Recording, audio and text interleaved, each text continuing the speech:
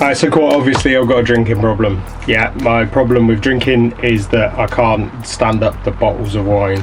I can't hold my drink, quite literally.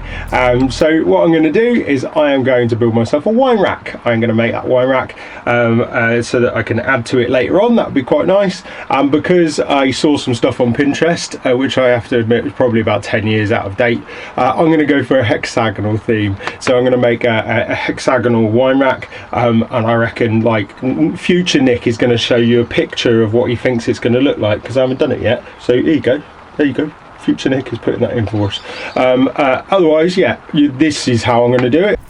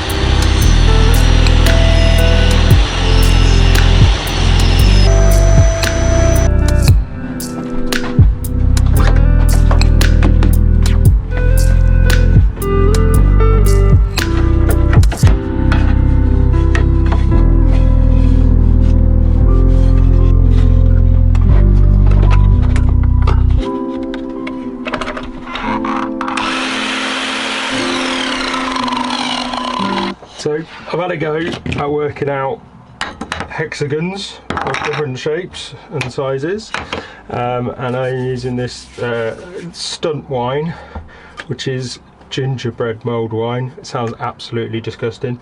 So yeah, this is the one that I'm using because it's a standard bottle, standard sized bottle.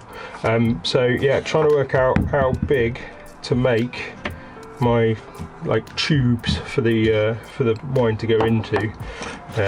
So I reckon probably somewhere between the two of those. So I had to go with some cheap old OSB. Obviously that's massive. Ain't no bloody good, is it? I mean, you know, quite a nice little display thing going on there. That would quite be cool. But yeah, not very good. So let's try again. And then what else do we do? So I did it the same process again, but I feel like this is quite thick. Obviously it is strong. Oh my word, I've stood on this and it didn't even move. Yeah, that would be nice, but you know, it's a bottle of wine, it ain't made out of concrete. So yeah, probably just a little bit smaller than that one, and I'd like it thinner than that one. So we're getting a bit Goldilocks here, aren't we? It's going to be just right in a minute.